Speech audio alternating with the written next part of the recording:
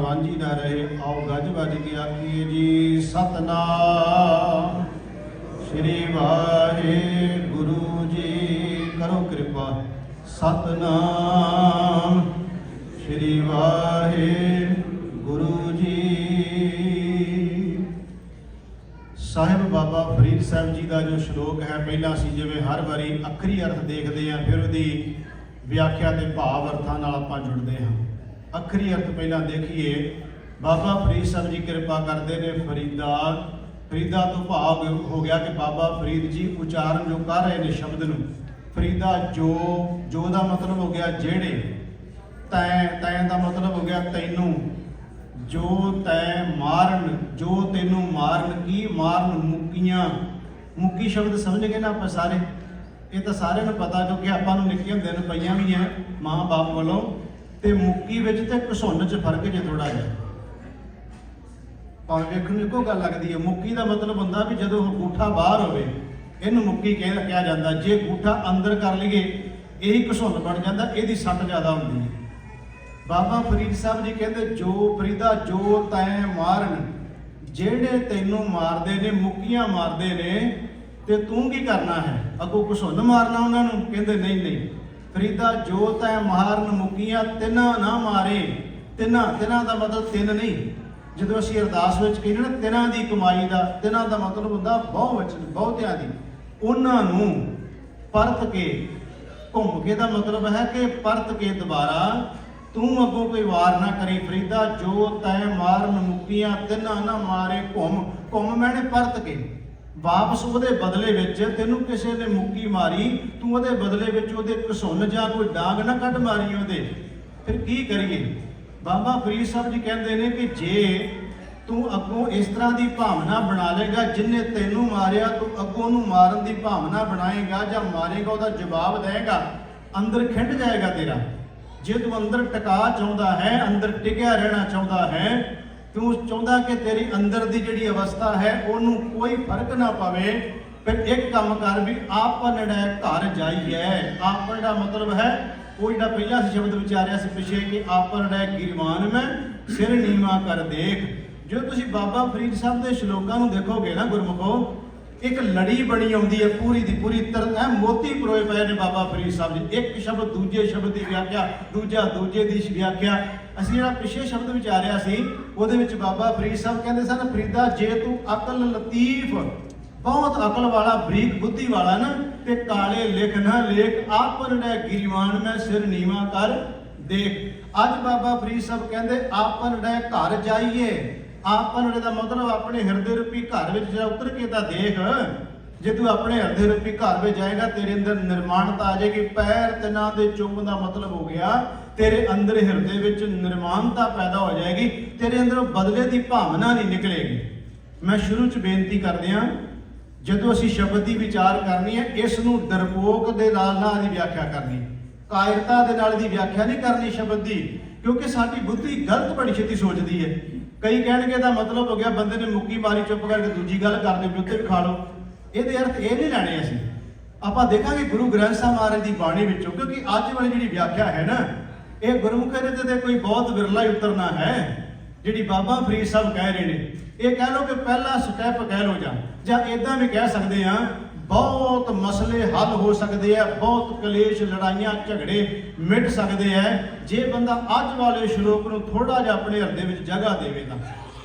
ਅਸੀਂ ਪਹਿਲਾਂ ਆਖਰੀ ਅਰਥ ਕੀਤੇ, ਫਰੀਦਾ ਜੋ ਤੈ ਮਾਰਨ ਮੁੱਕੀਆਂ, ਤਿੰਨਾਂ ਨਾ ਮਾਰੇ ਘੁੰਮ, ਆਪਨੜੇ ਘਰ ਜਾਈਏ, ਪੈਰ ਤਿੰਨਾਂ ਦੇ ਚੁੰਮ। ਅਰਥ ਹੋ ਗਿਆ ਕਿ ਬਾਬਾ ਫਰੀਦ ਸਾਹਿਬ ਕਹਿੰਦੇ ਤੈਨੂੰ ਕੋਈ ਬੰਦਾ ਦੁੱਖ ਦੇਣਾ ਚਾਹੁੰਦਾ ਹੈ ਤੇ ਤੂੰ ਉਸ ਦੁੱਖ ਦੇ ਬਦਲੇ ਵਿੱਚ ਅੱਗੋਂ ਬਦਲੇ ਦੀ ਭਾਵਨਾ ਲੈ ਕੇ ਉਹਨੂੰ ਦੁਖੀ ਕਰਨ ਦਾ ਤੂੰ ਨਾ ਕੁਝ ਸੋਚੀ। ਤੇਰੇ ਅੰਦਰੋਂ ਭਾਵਨਾ ਨਹੀਂ ਨਿਕਲਣੀ ਚਾਹੀਦੀ, ਕਿਉਂਕਿ ਜੇ ਤੂੰ ਰੱਬ ਦੇ ਦਰ ਉੱਤੇ ਪ੍ਰਵਾਨ ਹੋਣਾ ਹੈ ਤੇ ਫਿਰ ਤੂੰ ਜਿੰਨਾ ਮਰਜ਼ੀ ਦੁੱਖ ਤੇ ਕਸ਼ਟ ਸਹਿ ਲੈ, ਪਰ ਦੂਸਰੇ ਦੇ ਦੁੱਖ ਕਸ਼ਟ ਦੇਣ ਲਈ ਤੇਰੇ ਅੰਦਰੋਂ ਬਿਰਤੀ ਨਹੀਂ ਪੈਦਾ ਹੋਣੀ ਚਾਹੀਦੀ। ਮੈਂ ਇਤਿਹਾਸ ਵਿੱਚੋਂ ਵੀ ਝਾਕੀਆਂ ਜਾਣੀਆਂ ਨੇ ਤੇ ਗੁਰੂ ਗ੍ਰੰਥ ਸਾਹਿਬ ਦੀ ਬਾਣੀ ਵਿੱਚੋਂ ਵੀ। ਆਓ ਹੁਣ ਅਸੀਂ ਗੁਰੂ ਗ੍ਰੰਥ ਸਾਹਿਬ ਚੋਂ ਦਰਸ਼ਨ ਕਰੀਏ ਇਸ ਦੇ। ਧੰਨ ਸ਼੍ਰੀ ਗੁਰੂ ਨਾਨਕ ਦੇਵ ਮਹਾਰਾਜ ਦਾ ਇੱਕ ਬਚਨ ਹੈ ਮਾਰੂ ਰਾਗ ਵਿੱਚ। ਗੁਰੂ ਨਾਨਕ ਦੇਵ ਮਹਾਰਾਜ ਜੀ ਕਹਿੰਦੇ ਨੇ, ਸੰਸਾਰ ਦੇ ਲੋਕੋ, ਜੋ ਬਾਬਾ ਫਰੀਦ ਸਾਹਿਬ ਕਹਿ ਰਹੇ ਨੇ, ਇਹੋ ਜਿਹਾ ਬੰਦਾ ਕੋ ਮੈਨੂੰ ਵਿਖਾਓ ਸੰਸਾਰ ਦੇ ਅੰਦਰ, ਮੈਂ ਉਸ ਬੰਦੇ ਦੀ ਆਪਣੀ ਮੁਖ ਨਾਲ ਸਿਫਤ ਕਰਾਂ। ਧੰਨ ਗੁਰੂ ਨਾਨਕ ਦੇਵ ਮਹਾਰਾਜ ਜੀ ਮਾਰੂ ਰਾਗ ਦੀ ਬਾਣੀ 'ਚ ਕਹਿੰਦੇ ਕੋਈ ਬੰਦਾ ਵਿਖਾਓ ਜਿਹੜੇ ਬਾਬਾ ਫਰੀਦ ਸਾਹਿਬ ਜੋ ਕਹਿ ਰਹੇ ਨੇ ਅੱਜ ਦੇ ਬਚਨ ਵਿੱਚ, ਜਿਹੜਾ ਇਸ ਬਚਨ ਦੇ ਉੱਤੇ ਪੂਰਾ ਖਰਾ ਉਤਰਦਾ ਹੋਵੇ। ਗੁਰੂ ਨਾਨਕ ਸਾਹਿਬ ਕਹਿੰਦੇ ਮੈਨੂੰ ਵਿਖਾਓ ਤਾਂ ਸਹੀ, ਮੈਂ ਉਸ ਬੰਦੇ ਦੀ ਆਪਣੇ ਮੁਖ ਤੋਂ ਸਿਫਤ ਕਰਾਂ, ਉਹਦੀ ਵਡਿਆਈ ਕਰਾਂ। ਇਹਦਾ ਮਤਲਬ ਕੀ ਹੋਇਆ? ਮਹਾਰਾਜ ਕਹਿੰਦੇ ਜੋ ਵੀ ਸੰਸਾਰ ਵਿੱਚ ਦਿਸਦਾ ਪਿਆ ਵੈਰ ਵਿਰੋਧ ਸਭ ਦੇ ਅੰਦਰ ਟਿਕਿਆ ਪਿਆ ਹੈ। ਗੁਰੂ ਨਾਨਕ ਸਾਹਿਬ ਦਾ ਬਚਨ ਹੈ ਮਾਰੂ ਰਾਗ ਵਿੱਚ, ਬਿਨ ਬਾਦ ਵਿਰੋਧੈ ਕੋਈ ਨਾਹੀ। ਬਾਦ ਵਿਰੋਧੇ ਦਾ ਮਤਲਬ ਵੈਰ ਵਿਰੋਧ ਤੋਂ ਕੋਈ ਬਚਿਆ ਹੋਵੇ। ਬਿਨ ਬਾਦ ਵਿਰੋਧੈ ਕੋਈ ਨਾਹੀ, ਮੈਂ ਦਿਖਾ ਲਿਓ। ਗੁਰੂ ਨਾਨਕ ਸਾਹਿਬ ਕਹਿੰਦੇ ਲਿਆਓ ਮੈਨੂੰ ਵਿਖਾਓ ਤਾਂ ਸਹੀ ਕੋਈ, ਮੈਂ ਦਿਖਾ ਲਿਓ ਤਿਸ ਸਾਲਾਹੀ। ਮਹਾਰਾਜ ਕਹਿੰਦੇ ਮੈਂ ਆਪਣੀ ਰਸਨਾ ਨਾਲ ਉਹਦੀ ਸਿਫਤ ਕਰਾਂ ਜਿਹਦੇ ਅੰਦਰੋਂ ਬਾਦ ਵਿਰੋਧ ਦੀ ਬਿਰਤੀ ਖਤਮ ਹੋ ਗਈ ਹੋਵੇ। ਜਦੋਂ ਅਸੀਂ ਗੁਰੂ ਗ੍ਰੰਥ ਸਾਹਿਬ ਦੀ ਬਾਣੀ 'ਚ ਦੇਖਦੇ ਹਾਂ ਤੇ ਸਤਿਗੁਰੂ ਗੁਰੂ ਅਰਜਨ ਦੇਵ ਮਹਾਰਾਜ ਜੀ ਕਹਿੰਦੇ ਇਹ ਬਾਦ ਵਿਰੋਧ ਉਹਦੇ ਅੰਦਰੋਂ ਖਤਮ ਹੋਣਾ ਹੈ ਜਿਹੜਾ ਇਹ ਕਹਿੰਦਾ ਸਭ ਕੋ ਮੀਤ ਹਮ ਆਪਨ ਕੀਨਾ ਹਮ ਸਭਨਾ ਕੇ ਸਾਜਨ ਨਾ ਕੋ ਬੈਰੀ ਨਹੀਂ ਬਿਗਾਨਾ ਸਗਲ ਸੰਗ ਹਮਕੋ ਬਾਣੇ ਆਈ। ਉਹਦੇ ਅੰਦਰੋਂ ਤੇ ਬਿਰਤੀ ਖਤਮ ਹੋ ਜਾਏਗੀ। ਨਹੀਂ ਤੇ ਯਾਦ ਰੱਖਿਓ ਬੰਦਾ ਇਸ ਅੰਦਰ ਦੇ ਬੈਰ ਵਿਰੋਧ ਨੂੰ ਇਹੋ ਕਹਿ ਲਓ ਕਈ ਸਦੀਆਂ ਤੱਕ ਨਹੀਂ ਬੰਦਾ ਛੱਡਦਾ। ਮੈਂ ਸੱਚ ਮੈਂ ਇਹ ਵੀ ਬੇਨਤੀ ਕਰਨੀ ਸੀ, ਕੁਝ ਲੋਕਾਂ ਨੇ ਜਿਹੜੀਆਂ ਗਾਣੇ ਬਣਾ ਕੇ ਜ਼ਿਮੀਂਦਾਰਾਂ ਜੱਟਾਂ ਦੇ ਨਾਂ ਲੈ ਕੇ ਤੇ ਜੋ ਕੁਝ ਅਸੀਂ ਬੜੇ ਫੁੱਲਦੇ ਆ ਜਦੋਂ ਕੋਈ ਸਾਡਾ ਗਾਣਿਆਂ 'ਚ ਨਾਂ ਲਵੇ ਨਾ ਵੀ ਇਹ ਗੰਡਾਸੀਆਂ ਚੁੱਕਦੇ ਆ, ਬੰਦੂਕਾਂ ਚੁੱਕਦੇ ਆ, ਲਿਹਾਜ਼ ਨਹੀਂ ਕਿਸੇ ਦਾ ਰੱਖਦੇ। ਅਸੀਂ ਬੜਾ ਤੜ ਜਾਂਦੇ ਆ ਵੀ ਸਾਡੀ ਗੱਲ ਹੋ ਰਹੀ ਹੈ। ਇਹ ਨਹੀਂ ਪਤਾ ਲੱਗ ਰਿਹਾ ਤੁਹਾਨੂੰ ਤੇ ਮਰਵਾਉਣ ਦੀਆਂ ਸਾਰੀਆਂ ਸਕੀਮਾਂ ਬਣਾ ਰਹੇ ਨੇ ਉਹ। ਮੈਂ ਇਹਦੇ ਵਿੱਚ ਇੱਕ ਗੱਲ ਕਹਿਣ ਲੱਗਾ, ਜਦੋਂ ਇਹ ਕਹਿੰਦੇ ਜੱਟ ਜਿਹੜਾ ਨਾ 7 ਪੀੜ੍ਹੀਆਂ ਵੈਰ ਨਹੀਂ ਛੱਡਦਾ, ਮਰਵਾ ਦਿਓ ਉਹਨੂੰ ਵਿਚਾਰੇ ਨੂੰ। ਵੀ ਜੇ ਛੱਡਣਾ ਵੀ ਚਾਹੁੰਦਾ ਤੁਸੀਂ ਇਹ ਕਹਿ ਕੇ ਉਹਨੂੰ ਮਰਵਾ ਦਿਓ ਵੀ ਛੱਡੀ ਨਾ 7 ਪੀੜ੍ਹੀਆਂ ਤੱਕ ਵੈਰ ਆਪਣਾ। ਇਹ ਸਾਡੇ ਅੰਦਰ ਦਿਮਾਗ 'ਚ ਬਿਠਾ ਦਿੱਤਾ ਗਿਆ ਵੀ 7 ਪੀੜ੍ਹੀਆਂ ਅਸੀਂ ਵੈਰ ਨਹੀਂ ਛੱਡਦੇ। ਉਹ ਬਾਬਾ ਫਰੀਦ ਸਾਹਿਬ ਕਹਿੰਦੇ ਤੈਨੂੰ ਮੁੱਗੀ ਮਾਰੇ ਤੂੰ ਉਹਦਾ ਜਵਾਬ ਨਹੀਂ ਦਿੰਦਾ, 7 ਪੀੜ੍ਹੀਆਂ ਤੱਕ ਲੈ ਕੇ ਬੈਠੇ ਉਸ ਗੱਲ ਨੂੰ। ਮੈਂ ਇਹਦੀ ਬੇਨਤੀ ਕਰ ਰਿਹਾ ਕਿਉਂਕਿ ਜੇ ਅੰਦਰ ਦਾ ਕੋਈ ਟਿਕਾ ਚਾਹੀਦਾ ਹੈ, ਜੇ ਅੰਦਰ ਦੀ ਇੱਕ ਅਵਸਥਾ ਚਾਹੀਦੀ ਹੈ, ਉਹਦੇ ਵਾਸਤੇ ਗੁਰਮੁਖੋ ਇਹ ਬੜੀਆਂ ਬਰੀਕ ਦੀਆਂ ਗੱਲਾਂ ਨੇ ਜਿਹੜੀਆਂ ਸਮਝਣ ਵਾਲੀਆਂ ਨੇ। ਜਦੋਂ ਕੋਈ ਦੁੱਖ ਦੇ ਰਿਹਾ ਹੈ, ਸਤਿਗੁਰੂ ਗੁਰੂ ਗ੍ਰੰਥ ਸਾਹਿਬ ਮਹਾਰਾਜ ਦੀ ਬਾਣੀ ਕਹਿੰਦੀ ਹੈ ਦੁੱਖ ਦੇਗਾ ਲੋਕ ਦੇਣਗੇ, ਸੰਸਾਰ ਦੁੱਖ ਦੇਗਾ ਪਰ ਤੂੰ ਝੱਲ ਲੈ ਉਸ ਨੂੰ। ਤੇ ਜੇ ਝੱਲੀਏ ਤੇ ਕਿਵੇਂ ਝੱਲ ਸਕਦੇ ਆ? ਫਿਰ ਭਾਈ ਗੁਰਦਾਸ ਜੀ ਦੇ ਬਚਨ ਪੜ੍ਹਨੇ ਪੈਂਦੇ ਆ। ਭਾਈ ਗੁਰਦਾਸ ਕਹਿੰਦੇ ਕਦੀ ਫਲ ਵੱਲੇ ਵੇਖ ਕੇ ਸਿੱਖਿਆ ਲੈ ਲਓ। ਜਦੋਂ ਉਸ ਨੂੰ ਦਰਖਤ ਨੂੰ ਫਲ ਲੱਗਦਾ ਤੇ ਝੁਕ ਜਾਂਦਾ ਹੈ, ਜਦੋਂ ਝੁਕਿਆ ਹੋਇਆ ਹੁੰਦਾ ਫਿਰ ਲਿਆ ਕੇ ਕੋਈ ਡਾਂਗ ਮਾਰਦਾ, ਕੋਈ ਸੋਟਾ ਮਾਰਦਾ, ਫਲ ਥੱਲੇ ਡਿੱਗਦਾ ਤੇ ਖਾਣ ਵਾਲੇ ਦੇ ਮੂੰਹ 'ਚ ਪੈ ਕੇ ਉਹਨੂੰ ਮਿਠਾਸ ਦਿੰਦਾ ਹੈ। ਹਾਲਾਂਕਿ ਉਹ ਕਹਿ ਸਕਦਾ ਵੀ ਜੇ ਤੂੰ ਮੈਨੂੰ ਤੋਂ ਫਲ ਹੀ ਲੈਣ ਆਇਆ ਤਾਂ ਡਾਂਗਾ ਕਿਉਂ ਮਾਰਦਾ ਹੈ? ਭਾਈ ਗੁਰਦਾਸ ਜੀ ਕਹਿੰਦੇ ਨੇ ਕਿ ਸਫਲ ਬਿਰਖ ਸੁਹਾਵੜਾ, ਉਹ ਬਿਰਖ ਅਸਲ ਵਿੱਚ ਸੋਹਣਾ ਸੁਹਾਵੜਾ ਹੈ। ਫਲ ਸੋ ਫਲਿਆ, ਜਿਹਨੂੰ ਫਲ ਲੱਗ ਗਿਆ, ਫਲਾਂ ਨਾਲ ਭਰਪੂਰ ਹੋ ਗਿਆ। ਤੇ ਭਾਈ ਗੁਰਦਾਸ ਜੀ ਕਹਿੰਦੇ ਫਲ ਦੇ ਵੱਟ ਵਗਾਏ ਹੈ। ਵੱਟ ਦਾ ਮਤਲਬ ਹੋ ਗਿਆ ਵੱਟੇ ਮਾਰਨੇ। ਉਸ ਦਰਖਤ ਨੂੰ ਵੱਟੇ ਮਾਰੇ ਗਏ ਤੇ ਭਾਈ ਗੁਰਦਾਸ ਜੀ ਕਹਿੰਦੇ ਕਰਵੱਤ ਨਾ ਹਲਿਆ। ਕਰਵੱਤ ਨਾ ਜਾਂਦਾ ਆਰਾ, ਉਹਦੇ ਤੇ ਆਰਾ ਵੀ ਰੱਖ ਦਿੱਤਾ। ਉਹਨੇ ਫਿਰ ਵੀ ਕੋਈ ਗਿਲਾ ਨਾ ਕੀਤਾ। ਬੁਰੇ ਕਰਨ ਬੁਰਿਆਈਆਂ ਭਲਿਆਈ ਭਲਿਆਂ। ਤੇ ਭਾਈ ਗੁਰਦਾਸ ਜੀ ਕਹਿੰਦੇ ਅਵਗਣ ਕੀਤੇ ਗੁਣ ਕਰਨ ਜਗ ਸਾਧ ਵਿਰਲਿਆ। ਭਾਈ ਗੁਰਦਾਸ ਕਹਿੰਦੇ ਕਿ ਵਿਰਲਾ ਬਈ ਜਿਹੜਾ ਇਹ ਦੁੱਖ ਦੇਵੇ ਤੇ ਉਹਦੇ ਅੱਗੇ ਦੁੱਖ ਨੂੰ ਝੱਲ ਲਵੇ, ਉਹਦੇ ਬਦਲੇ ਵਿੱਚ ਜਵਾਬ ਨਾ ਦੇਵੇ। ਭਾਈ ਗੁਰਦਾਸ ਕਹਿੰਦੇ ਬਹੁਤ ਕੋਈ ਘੱਟ ਕੋਈ ਵਿਰਲਾ ਹੈ। ਮੈਂ ਇਤਿਹਾਸ ਦੀਆਂ ਦੋ ਝਾਕੀਆਂ ਕਹਿਣੀਆਂ ਗੱਲ ਪਕੜ ਵਿੱਚ ਆ ਜਾਏਗੀ। ਇੱਕ ਤਾਂ ਇਹ ਕਹਿ ਲਈਏ ਕਿ ਜਿਸ ਵੇਲੇ ਸਤਿਗੁਰੂ ਗੁਰੂ ਅਮਰਦਾਸ ਮਹਾਰਾਜ ਜੀ ਗੋਇੰਦਵਾਲ ਸਾਹਿਬ ਦੀ ਧਰਤੀ ਤੇ ਮਹਾਰਾਜ ਗੁਰੂ ਅਮਰਦਾਸ ਮਹਾਰਾਜ ਜੀ ਗੁਰਤਾ ਗੱਦੀ ਪ੍ਰਾਪਤ ਹੋਈ ਹੈ, ਗੁਰੂ ਅੰਗਦ ਸਾਹਿਬ ਦੇ ਪੁੱਤਰਾਂ ਨੂੰ ਭਟਕਾਇਆ ਗਿਆ, ਚੁੱਕਿਆ ਗਿਆ ਵੀ ਹੱਕ ਤੁਹਾਡਾ ਬਣਦਾ ਹੈ ਇਸ ਗੱਦੀ ਦਾ। ਸਾਖੀ ਤੁਸੀਂ ਬੜੀ ਵਾਰ ਸੁਣੀ। ਬਾਬਾ ਦਾਤੂ ਜੀ ਆਉਂਦੇ ਹੈ, ਉਹ ਗੁਰੂ ਅਮਰਦਾਸ ਮਹਾਰਾਜ ਜੀ ਨੂੰ ਸਿੰਘਾਸਨ ਤੇ ਬੈਠਿਆ ਲੱਤ ਮਾਰਦੇ ਸੀ। ਇਤਿਹਾਸ ਵਿੱਚੋਂ ਪੜ੍ਹਦੇ ਆ ਗੁਰੂ ਅਮਰਦਾਸ ਮਹਾਰਾਜ ਨੂੰ ਲੱਤ ਮਾਰਦਾ ਤੇ ਇਤਿਹਾਸਕਾਰ ਕਹਿੰਦੇ ਆ ਉਹ ਲੱਤ ਵੀ ਐਡੀ ਜ਼ੋਰ ਦੀ ਮਾਰਦਾ ਕਿ ਮਹਾਰਾਜ ਨੂੰ ਸਿੰਘਾਸਨ ਤੋਂ ਥੱਲੇ ਡਿੱਗ ਦਿੰਦਾ ਹੈ, ਜੋ ਇਤਿਹਾਸਕਾਰ ਕਹਿ ਰਹੇ ਨੇ। ਇਹਦਾ ਮਤਲਬ ਗੁਰੂ ਅਮਰਦਾਸ ਮਹਾਰਾਜ ਜੀ ਦੇ ਕੋਲੇ ਸਿੱਖ ਨਹੀਂ ਸਨ ਬੈਠੇ, ਬੜੇ ਬੜੇ ਯੋਧੇ ਬਲਵਾਨ ਸੂਰਬੀਰ ਬੈਠੇ ਸੀ। ਪਰ ਜਦੋਂ ਬਾਬੇ ਦਾਤੂ ਨੇ ਲੱਤ ਮਾਰੀ, ਗੁਰੂ ਅਮਰਦਾਸ ਮਹਾਰਾਜ ਜੀ ਨੇ ਇਸ਼ਾਰਾ ਕਰ ਦਿੱਤਾ ਵੀ ਨਹੀਂ, ਸ਼ਾਂਤ। ਜੋ ਬਾਬਾ ਫਰੀਦ ਸਾਹਿਬ ਸ਼ਲੋਕ ਕਹਿ ਰਹੇ ਨੇ, ਗੁਰੂ ਨੇ ਤੇ ਵਿਆਖਿਆ ਕਰਕੇ, ਅਸੀਂ ਤਾਂ ਗੱਲਾਂ ਕਰ ਸਕਦੇ ਹਾਂ ਨਾ, ਵਿਆਖਿਆ ਕਰਨ ਵਾਲਿਆਂ ਵਿਆਖਿਆ ਕਰਕੇ ਦੱਸੀ ਇਹਦੀ। ਹੁਣ ਹੋਇਆ ਕਿ ਗੁਰੂ ਅਮਰਦਾਸ ਮਹਾਰਾਜ ਜੀ ਨੇ ਉਸੇ ਵੇਲੇ ਆਪਰੜੈ ਘਰ ਜਾਈਏ ਪੈਰ ਤਨਾਂ ਦੇ ਚੁੰਮ ਫਰੀਦਾ, ਜੋ ਤੈ ਮਾਰਨ ਮੁਕੀਆਂ तिना ना मारे घुम। गुरु अमरदास महाराज जी ने बाबे दातू जी दे पैर फड़ के कहन लगे, भई तू तां नौजवान है, तेरे पैर जेड़े चरण बड़े कोमल ने, मैं तो बजुर्ग हो गया, मेरे ते हुण हड्डियां बाहर निकल आईयां, मेरियां हड्डियां ते तेरा कोमल चरण वज के पैर वज के किते इहनूं कोई सट तां नहीं लग गई। आपन घर जाइए पैर तिन्हां दे चुम। गुरु अमरदास महाराज जी जिन्होंने गुरु नानक महाराज जी ने अपनी गद्दी ते विराजमान किया, गुरु अंगद साहब महाराज जोत उही है, ते गुरमुखो वो कह रहे ने। हुण तुसीं देखो ये छोटी जी गल थोड़ा है, बाबे दातू ने लत मारी होवे ते गुरमुखो गुरु अमरदास महाराज जी कहन भी तैनूं कोई चोट तां नहीं लग गई। ये है जो बाबा फरीद साहब कह रहे हैं कि जोत है मारन मुकियां तिन्हां ना मारे घुम, आपन घर जाइए पैर तिन्हां दे चुम। गुरमुखो ये शब्द कहन दी देर सी, इहो कह लो कि वो जिहड़ा पत्थर हिरदा सी उस नूं गुरु दे शब्द ने जिवें कोमल कर दिता होवे, टह के मारन दे चरनां ते डिग पिया कि महाराज मेरे तो भुल हो गई, मेरे तो गलती हो गई। मैं जी बेनती कर रहा कि गुरमुखो इसका जवाब उल्टा नहीं देना, पर बहुत घट ने जे साडे अंदरों ये बैर विरोध की बिरती जिहड़ी है खत्म हो सके। मैं बेनती कर रहा इतिहास भरिया पिया गुरु अमरदास महाराज जी की। तुसीं खड्डी वाली घटना देखो भला, जो महाराज खड्डी नाल अड़ के डिगदे ने ते वो परिवार एक कह रहा, कहता अमरू नथावा होएगा, जिन्हों घर घाट कोई नहीं होता हैगा ते इत्थे अपने कुड़मां दे आ रहा है, जो तैं मारन मुक्कियां दुख देना चाहते हैं। तो महाराज कहते कमलीए मैं तो पहला नथावा सी, हुण तां गुरु कोले आके थां वाला बन गया हाँ। जदों आके क्या महाराज डिग पे सां ते गुरु अंगद साहब महाराज जी कहते कौन कहने तुसीं डिग पे हो, कोई नहीं कहंदा तुसीं डिगे हो। ये बड़े रमजा सन। महाराज कहते जो अंदरों डिग पैंदा गुरु अपना सिंघासन दे दिंदा उन्होंने। फिर महाराज ने शब्द कह सन कि निमाणियां दे मान, निताणियां दे तान, निओटियां दे ओट, निआसरियां दे आसरे, निगत ने धरियां दी तिर, निगतियां दी गत, निपत्तियां दी पत, किन्ने शब्द महाराज ने बख्शिश कीते सन। खैर मैं जिहड़ी बेनती कर रहा जो बाबा फरीद साहब जी कह रहे हैं, आओ एक वचन होर गुरु रामदास महाराज का लेना है कि ज्यों तै मारन मुक्कियां तिन्हां ना मारे घुम। भई एक गल की असल में जो बाबा फरीद साहब कह रहे हैं, महाराज ने गुरु रामदास महाराज ने देखो मैं अगे भी कई बार जिक्र किया है कि गुरु ग्रंथ साहब जिहड़ियां इतिहासक घटनावां ने ना उन्होंने सुटना नहीं चाहिए। महाराज उदाहरण तो दे रहे हैं ना उन्हों दियां। महाराज एक उदाहरण दे कहते जिहड़ा व्यास का मुनि है सुखदेव, ये मैं मेरा जिन्नी तुहानूं पता मैं कथा में जदों कोई गल करनी होवे गुरु ग्रंथ साहब महाराज की बाणी ते जिहड़ी पूरी ना उतरदी होवे मैं उहदा कोई हवाला नहीं दिंदा, भावें जिन्ने मर्जी लिखी होवे। पर जे गुरु ग्रंथ साहब विच कोई उहदी घटना कोई उहदी उदाहरण दित्ती है फिर सानूं उह गल नूं लेना चाहिए है। मैं जिहड़ी बेनती कर लग्या महाराज कहते ने गुरु रामदास महाराज जी कहते जदों जिहड़ा व्यास दा मुनि सुखदेव है ये ब्राह्मण है ते जनक कोले इहनूं पढ़न वास्ते पाया, जनक खतरी है। हुण इहदे अंदर भावना है कि मैं ब्राह्मण मैं उच्च जाति दा, हुण ये अहंकार उहदे अंदर सी। जदों आए जनक दे कोले ते की कीता ਇਹਦੀ परख करने ਲਈ भी जिन्हें कुछ लेना पहला वेखिए तो सही भी ये पात्र है भी कि नहीं। उन्होंने कहा तू बाहर खलो जा, बाहर खिलार दिता, ਉਹਦੇ सिर में जूठियां पतला सुटनियां शुरू कर दित्तियां, ਉਹਦੇ सिर 'ਚ जूठियां पतला सुट दित्तियां। उन्हें रता जिन्ना ਉਹਦਾ गुस्सा नहीं मनाया ਜਿਹੜੀਆਂ जूठियां पतला सुटियां सी। ये जिक्र गुरु रामदास महाराज जी ने किया है।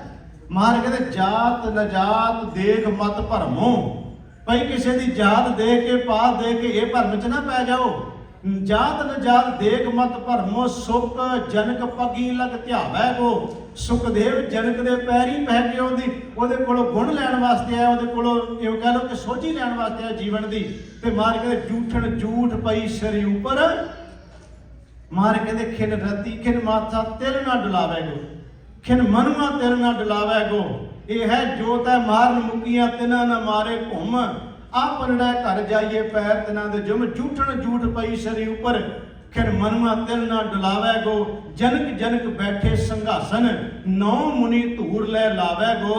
मार कहते जनक भी संघासन ते बैठन लग्या, पहला ऋषि मुनिया दे चरनां दी धूड़ी लैंदा। फिर गुरु रामदास अपने बारे की कहते हैं, कहते महाराज हे अकाल पुरख वाहिगुरू एक मेरे ते भी कृपा कर दिओ। नानक कृपा कृपा कर ठाकुर, मैं दासन दास करावै गो। हे वाहिगुरू परमात्मा मैनूं दासां दा दास बना ले। इसदा मतलब हो गया निमरता की गल, भावना की गल। खैर एक भाई गुरदास जी का होर शब्द साझा करके फिर आप गुरु ग्रंथ साहब के पहले प्रकाश संबंधी थोड़िया जी विचारा करांगे समय च रह के। अपना प्रकरण जो चल रहा वो निगाह रखियो जे कि फरीदा जोत है मारन मुक्कियां तिन्हां न मारे घुम, ਆਪਨ ਰਹਿ ਘਰ ਜਾਈਏ ਪੈਰ ਤਿਨਾਂ ਦੇ ਚੁੰਮ। ਇਹਦੇ ਤੇ ਆਪਾਂ ਬੋਲ ਰਹੇ ਹਾਂ ਕਿ ਜੇ ਕੋਈ ਦੁੱਖ ਦੇ ਰਿਹਾ ਹੈ ਤੇ ਤੂੰ ਦੁੱਖ ਨੂੰ ਸਹਿ ਲੈ। ਇਹਨੂੰ ਕਹਿ ਲੈ, ਤੂੰ ਪਹਿਲੀ ਸਟੇਜ ਕਹਿ ਲੈ। ਮੈਂ ਦੂਜੀ ਗੱਲ ਵੀ ਨਾਲ ਕਰਦੇ ਆ ਕਿ ਗੁਰਮੁਖੋ ਇਹਦੇ ਅਰਥ ਮੈਂ ਸ਼ੁਰੂ ਚ ਕਿਹਾ ਕਾਇਰਤਾ ਨਹੀਂ ਕਰਨੀ, ਡਰਪੋਕ ਨਹੀਂ ਕਰਨੇ, ਨਿਰਦਈਪੁਣਾ ਦੇ ਅਰਥ ਨਹੀਂ ਕਰਨੇ। ਜਦੋਂ ਗੱਲ ਹੀਲਿਆਂ ਤੋਂ ਉੱਪਰ ਚਲੇ ਜਾਂਦੀ ਹੈ, ਸਿਰੋਂ ਲੰਘ ਜਾਂਦੀ ਹੈ, ਉਦੋਂ ਗੁਰੂ ਗੋਬਿੰਦ ਸਿੰਘ ਮਹਾਰਾਜ ਜੀ ਵੀ ਡੰਕੇ ਦੀ ਚੋੜ ਤੇ ਕਹਿੰਦੇ ਹੁਣ ਸਿਰੋਂ ਪਾਣੀ ਲੈ ਗਿਆ, ਹੁਣ ਤਾਂ ਮੈਂ ਆਪਣੇ ਹੱਥ ਵਿੱਚ ਤਲਵਾਰ ਫੜਨੀ ਧਰਮ ਸਮਝਦਾ ਹਾਂ। ਉਹ ਗੱਲ ਅਖੀਰ ਤੇ ਜਾ ਕੇ ਹੋਣੀ ਹੈ ਜਦੋਂ ਮਹਾਰਾਜ ਕਹਿੰਦੇ ਚੁੰਕਾਰ ਆਜਾ ਹਮ ਹੀਲ ਤੇ ਦਰ ਗੁਜਸ਼ਤ ਹਲਾਲ ਅਰਦ ਬੁਰਦਨ ਬਾਸ਼ ਸ਼ਮਸ਼ੀਰ ਦਸਤ। ਉਹ ਸਾਰੇ ਹੀਲਿਆਂ ਤੋਂ ਗੱਲ ਉੱਪਰ ਜਾਣ ਦੀ ਬਾਤ ਹੈ। ਮੈਂ ਤਾਂ ਕਿਹਾ ਸੀ ਜੇ ਮੰਨ ਲਓ ਅੱਜ ਵਾਲੇ ਸ਼ਲੋਕ ਨੂੰ ਅਸੀਂ ਜ਼ਿੰਦਗੀ 'ਚ ਕਮਾਈਏ ਥੋੜਾ ਜਿਹਾ, ਵੀ ਸਾਨੂੰ ਕਿਸੇ ਨੇ ਕੋਈ ਗੱਲ ਕਹਿ ਦਿੱਤੀ ਤੇ ਮੋੜਵਾਂ ਉਸੇ ਵੇਲੇ ਜਵਾਬ ਦੇ ਦਈਏ ਤੇ ਝਗੜੇ ਕਲੇਸ਼ ਕਿੰਨੇ ਵੱਧ ਜਾਂਦੇ। ਤੁਸੀਂ ਦੇਖੋ ਅੱਜ ਸਮਾਜ ਦੀ ਹਾਲਤ, ਇੱਕ ਮਿੰਟ ਨਹੀਂ ਲੱਗਦਾ ਬੰਦਾ ਗੋਲੀ ਮਾਰ ਕੇ ਉਹ ਪਰਾਂ ਕਰਦਾ ਹੈ। ਪਰਿਵਾਰ ਦੇ ਜੀਆਂ ਨੂੰ ਵੀ, ਭਰਾ ਦੇ ਉੱਤੇ, ਭੈਣ ਉੱਤੇ, ਪਿਓ ਉੱਤੇ, ਪਿਓ ਪੁੱਤਰ ਉੱਤੇ, ਪੁੱਤ ਪਿਓ ਦੇ ਉੱਤੇ, ਇਹ ਜਰਨ ਸ਼ਕਤੀ ਖਤਮ ਹੋ ਗਈ। ਇੱਕ ਸਕਿੰਟ ਨਹੀਂ ਲੱਗਦਾ ਬੰਦਾ ਕੋਈ ਗੱਲ ਕਰਦਾ ਦੂਜਾ ਉਲਟਾ ਜਵਾਬ ਕੱਢ ਕੇ, ਇੱਕ ਭਾਵੇਂ ਕਿ ਬਦਲੇ ਵਿੱਚ ਬਾਅਦ ਵਿੱਚ ਉਹਨੂੰ ਇਹ ਗੱਲ ਅਹਿਸਾਸ ਹੁੰਦੀ ਹੈ ਵੀ ਜੋ ਕੁਝ ਕੀਤਾ ਮੈਂ ਗਲਤ ਕਰ ਬੈਠਿਆ। ਤਾਂ ਹੀ ਤੇ ਮਹਾਰਾਜ ਕਹਿੰਦੇ ਕ੍ਰੋਧ ਇੱਕ ਛਿਣ ਦੀ ਗੱਲ ਹੁੰਦੀ ਹੈ, ਬਹੁਤ ਨੁਕਸਾਨ ਬੰਦੇ ਦਾ ਕਰ ਦਿੰਦਾ ਹੈ। ਜੋ ਬਾਬਾ ਫਰੀਦ ਸਾਹਿਬ ਕਹਿ ਰਹੇ ਨੇ, ਕਹਿੰਦੇ ਤੁਸੀਂ ਬਚ ਸਕਦੇ ਹੋ ਬਹੁਤ। ਮੈਂ ਤੁਸੀਂ ਦੇਖੋ ਸਿਆਣੇ ਬਜ਼ੁਰਗ ਬੈਠੇ ਹੋ, ਤੁਹਾਡੀ ਜ਼ਿੰਦਗੀ ਦੇ ਬੜੇ ਤਜਰਬੇ ਹੋਣਗੇ ਜਿਹਦੇ ਵਿੱਚ ਤੁਸੀਂ ਕਿਹਾ ਇਹ ਤਜਰਬੇ ਕਿਸੇ ਨਾਲ ਸਾਂਝੇ ਵੀ ਕੀਤੇ ਹੋਣਗੇ ਵੀ ਇੱਕ ਵਾਰ ਦੀ ਘਟਨਾ ਹੈ। ਕਈਆਂ ਨੇ ਸਾਂਝੇ ਕੀਤੇ ਹੋਣੇ ਆ। ਕੋਈ ਕਹਿੰਦਾ ਹੋਏਗਾ ਵੀ ਇੱਕ ਵਾਰ ਦੀ ਘਟਨਾ ਹੈ, ਕਿਸੇ ਬੰਦੇ ਨੇ ਮੇਰੇ ਤੇ ਵਾਅਦਾ ਕੀਤਾ, ਮੈਂ ਜਰ ਗਿਆ। ਜੇ ਮੈਂ ਉਸ ਵੇਲੇ 2 ਮਿੰਟ ਵਿੱਚ ਆਪਣੇ ਆਪ ਨੂੰ ਨਾ ਪੀਂਦਾ, ਉਸ ਗੱਲ ਨੂੰ ਪੀਂਦਾ ਸ਼ਬਦ ਵੀ ਆਪਾਂ ਵਰਤ ਜਾਂਦੇ ਹਾਂ, ਮੈਂ ਅੰਦਰ ਪੀ ਗਿਆ, ਮੈਂ ਅੰਦਰ ਜਰ ਗਿਆ ਤੇ ਚਲੋ ਟਲ ਗਿਆ ਸਾਰਾ ਕੁਝ, ਬਚਾਅ ਹੋ ਗਿਆ। ਆਪਾਂ ਆਮ ਬਜ਼ੁਰਗ ਕਈ ਵਾਰ ਕਹਿੰਦੇ ਸਿਆਣੇ ਬੰਦੇ ਵੀ ਟਲ ਗਈ ਗੱਲ। ਪਰ ਜੇ ਉਹ ਬੰਦਾ ਕਹਿੰਦਾ ਮੈਂ 2 ਮਿੰਟ ਵਿੱਚ ਅੱਗੋਂ ਉਹਦਾ ਉੱਤਰ ਦੇ ਦਿੰਦਾ ਜਵਾਬ ਦਾ, ਤੇ ਹੋ ਸਕਦਾ ਕਿ ਕਿੱਧਰ ਦੀ ਕਿੱਧਰ ਗੱਲ ਚਲੀ ਜਾਂਦੀ। ਜੋ ਬਾਬਾ ਫਰੀਦ ਸਾਹਿਬ ਕਹਿ ਰਹੇ ਮੈਂ ਉਹਦਾ ਜ਼ਿਕਰ ਕਰ ਰਿਹਾ। ਹੁਣ ਬੇਨਤੀ ਕਰਨ ਲੱਗਾ ਸੀ ਭਾਈ ਸਾਹਿਬ, ਭਾਈ ਗੁਰਦਾਸ ਜੀ ਦੀ ਇੱਕ ਹੋਰ ਸ਼ਬਦ ਤੁਹਾਡੇ ਨਾਲ ਸਾਂਝਾ ਕਰਨਾ ਹੈ। ਭਾਈ ਸਾਹਿਬ ਜੀ ਕਹਿੰਦੇ ਜਦੋਂ ਗੱਲ ਅਸੀਂ ਦੇਖਦੇ ਹਾਂ ਵੀ ਦੁੱਖਾਂ ਦੀ, ਤੇ ਦੁੱਖ ਦੇ ਬਦਲੇ ਵਿੱਚ ਤੂੰ ਅੱਗੋਂ ਨਾ ਕੁਝ ਕਰ, ਇਹ ਵੀ ਉਦਾਹਰਨ ਦਰਖਤ ਤੋਂ ਲੈਣੀ ਪੈਣੀ ਹੈ। ਇਹ ਵੀ ਤਾਂ ਉਦਾਹਰਨ ਤੁਹਾਨੂੰ ਕਪਾਹ ਦੇ ਬੂਟੇ ਤੋਂ ਲੈਣੀ ਪੈਣੀ ਹੈ। ਜਦੋਂ ਭਾਈ ਗੁਰਦਾਸ ਨੂੰ ਪੜ੍ਹੋ, ਗੁਰੂ ਗ੍ਰੰਥ ਸਾਹਿਬ ਦੀ ਬੜੀ ਵਿਆਖਿਆ ਸੋਹਣੀ ਕਰ ਦਿੰਦੇ ਨੇ, ਪ੍ਰਮਾਣ ਤੇ ਉਦਾਹਰਨਾਂ ਬੜੀਆਂ ਕਮਾਲ ਦੀਆਂ ਦਿੰਦੇ ਨੇ। ਭਾਈ ਸਾਹਿਬ ਭਾਈ ਗੁਰਦਾਸ ਕਹਿੰਦੇ ਵੇਖੋ ਵਡੇਵੇ ਨੂੰ ਕਿੰਨਾ ਦੁੱਖ ਦਿੱਤਾ ਗਿਆ, ਅਖੀਰ ਤੇ ਉਹਦਾ ਨਿਚੋੜ ਕੱਢਣਗੇ। ਵਡੇਵੇ ਨੂੰ ਕਿੰਨਾ ਦੁੱਖ ਦਿੱਤਾ ਗਿਆ ਕਿ ਉਹਨੂੰ ਪਹਿਲਾਂ ਸਵਾਹ ਦੇ ਵਿੱਚ ਰੱਖਿਆ ਗਿਆ। ਆਪਾਂ ਸਭ ਨੂੰ ਪਤਾ ਜਿਨ੍ਹਾਂ ਨੇ ਕੰਮ ਕੀਤਾ ਹੈ, ਸਵਾਹ ਗਰਮ ਵਿੱਚ ਰੱਖਿਆ ਗਿਆ, ਮਲਿਆ ਗਿਆ, ਸਾਰੀ ਰਾਤ ਰੱਖਣ ਤੋਂ ਬਾਅਦ ਜਿਹੜੀ ਉਹਨੂੰ ਬੀਜਿਆ ਗਿਆ। ਬੀਜਣ ਤੋਂ ਬਾਅਦ ਫਿਰ ਉਹਦੇ ਵਿੱਚੋਂ ਜਦੋਂ ਬੂਟੇ ਤਿਆਰ ਹੁੰਦੇ ਆ ਤੇ ਕਪਾਹ ਲੱਗਦੀ, ਉਹਨੂੰ ਕਪਾਹ ਲੱਗਣ ਤੋਂ ਬਾਅਦ ਫਿਰ ਕਪਾਹ ਚੁਣੀ ਜਾਂਦੀ ਹੈ। ਕਪਾਹ ਚੁਣਨ ਤੋਂ ਬਾਅਦ ਫਿਰ ਉਹਨੂੰ ਲਿਆ ਜਾਂਦਾ, ਵੇਲਣੇ ਦੇ ਰਾਹੀਂ ਉਹਨੂੰ ਪਿੰਜਿਆ ਜਾਂਦਾ ਹੈ, ਵੇਲਣੇ ਵਿੱਚ ਦੀ ਕੱਢਿਆ ਜਾਂਦਾ, ਫਿਰ ਰੂੰ ਬਣਦਾ। ਰੂੰ ਨੂੰ ਬਾਅਦ ਵਿੱਚ ਦੁਬਾਰਾ ਪਿੰਜਿਆ ਜਾਂਦਾ, ਜਿਹਨੂੰ ਅਸੀਂ ਕਹਿੰਦੇ ਰਜਾਈਆਂ ਤਲਾਈਆਂ ਜਿਹੜੀਆਂ ਬਣਾਈਆਂ ਜਾਂਦੀਆਂ ਨੇ। ਭਾਈ ਗੁਰਦਾਸ ਕਹਿੰਦੇ ਵੇਖੋ ਪਹਿਲੇ ਦਿਨ ਤੋਂ ਦੁੱਖ ਮਿਲਣਾ ਸ਼ੁਰੂ ਹੋ ਗਿਆ ਵਿਚਾਰੇ ਨੂੰ। ਸਵਾਹ ਵਿੱਚ ਰੱਖਿਆ ਗਿਆ, ਫਿਰ ਉਹ ਬੂਟਾ ਬਣਿਆ, ਤੋੜਿਆ ਗਿਆ, ਤੋੜਨ ਤੋਂ ਬਾਅਦ ਵੇਲਿਆਂ ਵਿੱਚ ਕੱਢਿਆ ਗਿਆ, ਪਿੰਜਿਆ ਗਿਆ, ਪਿੰਜਣ ਤੋਂ ਬਾਅਦ ਉਹਨੂੰ ਕੱਤਿਆ ਗਿਆ, ਕੱਤਣ ਤੋਂ ਬਾਅਦ ਜਿਹੜਾ ਲਲਾਰੀ ਸੀ ਉਹਨੇ ਮੱਟ ਵਿੱਚ ਸੁੱਟ ਕੇ ਗਰਮ ਪਾਣੀ ਵਿੱਚ ਫਿਰ ਵੀ ਉਹਨੂੰ ਉਬਾਲੇ ਦਿੱਤੇ। ਉਸਨੇ ਗਰਮ ਪਾਣੀ ਵਿੱਚ ਉਹਦੇ ਤੇ ਰੰਗ ਚੜਾਇਆ ਗਿਆ, ਦਰਜੀ ਕੋਲੇ ਚਲਿਆ ਗਿਆ। ਗੱਲ ਵਡੇਵੇਂ ਤੋਂ ਸ਼ੁਰੂ ਹੋਈ, ਕਪੜਾ ਬਣ ਕੇ ਦਰਜੀ ਕੋਲੇ ਚਲਿਆ ਗਿਆ। ਦਰਜੀ ਨੇ ਕਿਹੜਾ ਲਿਹਾਜ਼ ਕਰਨਾ ਸੀ, ਉਹਨੇ ਫੜੀ ਕੈਂਚੀ, ਇਧਰੋਂ ਕੱਟਿਆ ਤੇ ਇਧਰੋਂ ਕੱਟਿਆ। ਕੈਂਚੀ ਸਹਿਣੀ ਕਿਤੇ ਸੌਖੀ ਗੱਲ ਹੈ। ਕੈਂਚੀਆਂ ਉਹਨੇ ਕੱਪੜੇ ਨੇ ਆੜ ਅਸੀਂ ਤਨ ਤੇ ਪਾਇਆ, ਬੜਾ ਸੋਹਣਾ ਲੱਗਦਾ ਨਾ, ਇਹਦੇ ਵਿੱਚ ਦੀ ਕੈਂਚੀਆਂ ਵੀ ਲੰਗੀਆਂ ਨੇ ਤੇ ਕੈਂਚੀ ਲੰਘਣ ਤੋਂ ਬਾਅਦ ਸੂਈਆਂ ਵੀ ਵਿੱਚ ਦੀ ਲੰਗੀਆਂ ਨੇ। ਹੁਣ ਸੂਈਆਂ ਲੰਘਣੀਆਂ ਕਿਤੇ ਸੌਖੀ ਗੱਲ ਹੈ, ਇਹਦੇ ਵਿੱਚ ਦੀ ਸੂਈਆਂ ਲੰਗੀਆਂ ਨੇ। ਸੂਈਆਂ ਲੰਘਣ ਤੋਂ ਬਾਅਦ ਹੋਇਆ ਕਿ ਜਦੋਂ ਸੋਹਣਾ ਤਿਆਰ ਹੋ ਗਿਆ ਨਾ, ਤੇ ਜਿੰਨੇ ਦੁੱਖ ਦਿੱਤੇ ਸੀ ਉਹਦੇ ਗਲੇ ਤੇ ਬਣ ਕੇ ਸ਼ਿੰਗਾਰ ਬਣ ਗਿਆ। ਭਾਈ ਗੁਰਦਾਸ ਕਹਿੰਦੇ ਵੇਖੋ ਤੇ ਸਹੀ, ਉਹ ਦੁੱਖ ਦੇਣ ਵਾਲੇ ਦੇ ਤਨ ਉੱਤੇ ਪੈ ਗਿਆ ਤੇ ਤਨ ਦਾ ਸ਼ਿੰਗਾਰ ਬਣਾ ਲਿਆ ਉਹਨੇ। ਇਹਦਾ ਮਤਲਬ ਇੰਨੇ ਦੁੱਖਾਂ ਵਿੱਚੋਂ ਨਿਕਲ ਕੇ ਵੀ ਉਹ ਸੁੱਖ ਦੇ ਰਿਹਾ ਹੈ।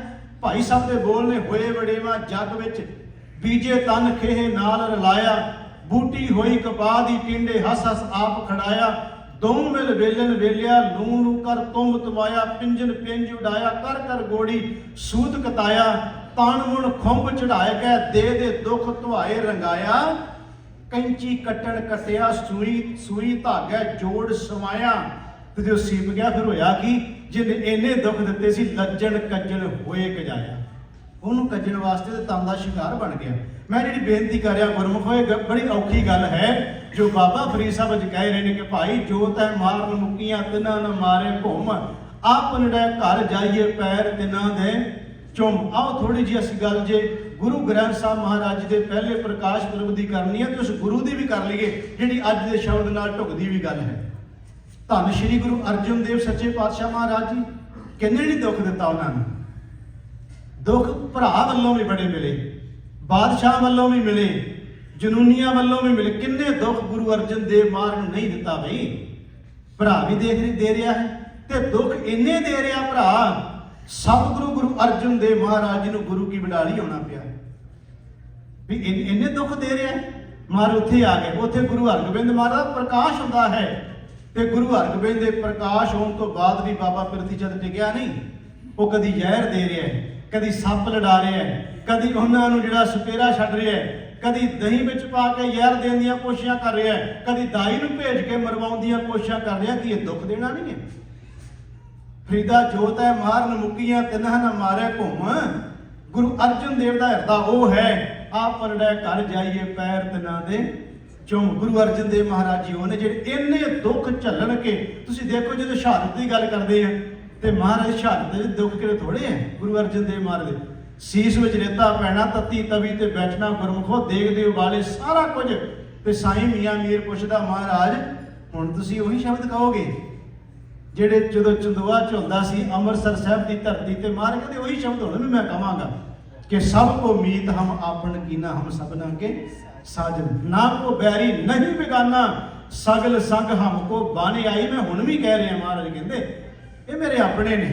ਇਹਦਾ ਮਤਲਬ ਇਹ ਬੜੀ ਉੱਚੀ ਗੱਲ ਹੈ ਗੁਰਮੁਖੋ। ਮੈਂ ਸ਼ੁਰੂ ਜਿਵੇਂ ਕਿਹਾ ਗੁਰੂ ਨਾਨਕ ਸਾਹਿਬ ਮਹਾਰਾਜ ਦੇ ਡੰਕੇ ਦੀ ਚੋਟ ਤੇ ਕਹਿਤਾ ਵੀ ਵਿਖਾਓ ਤਾਂ ਸਹੀ ਕੋਈ बिन बात विरोध है कोई ना ही मैं दिखा लियो ते सलाही मैनू को विखाओ बई इहो जिहा जिहड़ा बचिया होया होवे। ते मैं कहना बाबा फरीद साहब के अज के श्लोक नूं असीं जे हिरदे च लै जाइए तो घट्टो घट्ट बचिए बहुत बचा हो सकता जे। बड़े लड़ाइयां कलेश झगड़े मुसीबतां बड़ियां खत्म हो सकदियां जे साडियां घर परिवारां च भी खत्म हो सकदियां जे आह वचन कमा लईए भी जे कुछ कह रहे उहदा उल्टा जवाब ना दईए उस वेले वो परत के वह बदला लैन की एक गल होर चेते रखियो जे अंदर बदले की भावना बनी रहेगी ना टका नहीं कदी आएगा। क्यों? क्योंकि बंदा 60 साल बाद भी मिल जाए तो जे अंदर बैर भावना होएगी तो तुहाडे अंदर एकदम चंगियाड़ी भांबड़ मच पैने उस वेले वेख के। तुसीं देखो कई बार बंदा 7 समुद्रां तो पार भी बैठा होवे ना शरीर करके कोल नहीं जे अंदर बैर विरोध बैठा तां भी टका नहीं आउंदा। 7 समुद्रां तो भावें पार भी बैठा होवे पर जे अंदर वैर की भावना बनी होवे टिकी होवे 7 समुद्रां पार बैठे अंदर टिकदा नहीं। फिर वो गल बार बार आई जाती है भी कोई नहीं किते समा मिलिया तो आऊँगा जरूर तो बदला लवांगा जरूर। बाबा फरीद साहब कहते पता नहीं तू अपने अंदर नूं क्यों साड़ी जा रहा क्यों खोजी जा रहा क्यों अपना बर्बाद कर रहे हैं। तू इन्नी गल करदे भी खिमा करन दी किते जाच सिख ले। जदों गल चलो विचों निकल आउंदी बहुत इतिहास भरिया पिया है। गुरु तेग बहादुर महाराज जी ने प्रगट किया ना जो भाई मक्खण शाह ने तो छेम मसंद तो गोली चलवा दी सी ना धीरमल जी ने। गुरु तेग बहादुर महाराज बिल्कुल लागों की गोली खह के लंघी सी तो यह गल का पता लग्या मक्खण शाह जो छेम मसंद भी लिया पिछों इस तरह बन के बाहवां धीरमल भी लिया सब नूं लिया के मार दे हवाले करता। महाराज दसो तो 2 मिनटां का काम है मारा गोली दी हिक च। गुरु तेग बहादुर महाराज जी कहते जो तै मारन मुक्कियां तिन्हां न मारे घुम आप रड़ै घर जाइए पैर तिन्हां दे चुम। मक्खण शाह माफ कर दे इन्हां नूं। वाह वाह गुरु दे गोली लागों दी खह के लग गई होवे ते गुरु कह दे भी माफ कर दे इन्हां कोल समान लुट के लिया दे इन्हां नूं वापस। मक्खण शाह जी ये बिरती तेरे अंदर हालांकि मक्खण शाह घाट थोड़ा किसी गल दी है 500 सिपाही उहदे कोल है बड़ी टौर है हर चीज़ उहदे कोल है। महाराज कहते यह बिरती अंदर किते धारण कर ले तो टिक जाएगा। खैर मैं बाकी दे जिहड़े समा रहिंदा आपां गुरु ग्रंथ साहिब दा पहला प्रकाश पुरब मना रहे श्लोक की आपां व्याख्या जिहड़ी कर रहे सी इहदी मैं इत्थे समाप्ति करा कि फरीदा जोत है मारन मुक्कियां तिन्हां न मारे घुम आप रड़ै घर जाइए पैर तिन्हां दे चुम। बाबा फरीद साहब कहते जो दुख देना चाहते हैं तेनू तू दुख उस दे बदले विच उल्टा जवाब ना दे। तू अपने हिरदे रूपी घर में जाके देख जे टिकना है अंदरों बदले की भावना खत्म कर दे। आओ गुरु ग्रंथ साहिब महाराज जी का पहला प्रकाश पुरब आपां मना रहे हैं। आप सब नूं पता है हर साल मैं जो बेनती करदा कि सतगुरु गुरु नानक देव महाराज जी ने 4 उदासियां ते ਭਗਤ ਬਾਣੀ ਨੂੰ ਇਕੱਤਰ ਕੀਤਾ। ਸੰਖੇਪ ਜ਼ਿਕਰ ਕਰਨਾ, ਵਿਸਤਾਰ ਸਹਿਤ ਭੈਣ ਜੀ ਹੁਣਾਂ ਨੇ ਵਿਚਾਰ ਕਰ ਦੇਣੇ ਆ, ਉਹਨਾਂ ਦਾ ਜੋ ਵਿਸ਼ਾ ਹੋਏਗਾ ਉਹ ਆਪਣੀ ਗੱਲ ਕਰਨਗੇ। ਤੇ ਮੈਂ ਜੋ ਕਿਉਂਕਿ ਇਹ ਹੁਕਮ ਲੱਗਾ ਸੰਗਤ ਦਾ, ਮੇਰਾ ਵੀ ਫਰਜ਼ ਬਣਦਾ ਗੁਰੂ ਘਰ ਦੀ ਸੇਵਾ ਕਰਨ ਦੇ ਨਾਤੇ ਕਿ ਉਸ ਦਾ ਜਿਹੜਾ ਅੱਜ ਵਿਸ਼ੇਸ਼ ਦੀਵਾਨ ਹੈ ਉਹਦੇ ਤੇ ਵੀ ਮੈਂ ਆਪਣੀ ਗੱਲ ਜ਼ਰੂਰ ਕਰ ਸਕਾਂ। ਗੁਰੂ ਨਾਨਕ ਦੇਵ ਮਹਾਰਾਜ ਜੀ ਨੇ 4 ਉਦਾਸੀਆਂ ਵੇਲੇ ਭਗਤ ਬਾਣੀ ਨੂੰ ਇਕੱਤਰ ਕੀਤਾ ਹੈ। ਇਕੱਤਰ ਕਰਕੇ ਸਤਿਗੁਰੂ ਮਹਾਰਾਜ ਜੀ ਨੇ ਜਿੱਥੇ ਜਿੱਥੇ ਭਗਤਾਂ ਦੀ ਬਾਣੀ ਸੀ ਸਾਰੀ ਇਕੱਤਰ ਕੀਤੀ। ਜਦੋਂ ਗੁਰੂ ਅੰਗਦ ਦੇਵ ਮਹਾਰਾਜ ਨੂੰ ਗੁਰਤਾ ਗੱਦੀ ਮਹਾਰਾਜ ਨੇ ਬਖਸ਼ਿਸ਼ ਕੀਤੀ ਹੈ, ਉਦੋਂ ਉਹ ਸਾਰੀ ਬਾਣੀ ਆਪਣੀ ਤੇ ਭਗਤ ਸਾਹਿਬਾਨਾਂ ਦੀ ਬਾਣੀ ਗੁਰੂ ਅੰਗਦ ਦੇਵ ਜੀ ਨੂੰ ਨਮਸਕਾਰ ਕਰਕੇ ਮੱਥਾ ਟੇਕ ਕੇ ਮਹਾਰਾਜ ਨੇ ਉਹ ਸੌਂਪ ਦਿੱਤੀ ਹੈ।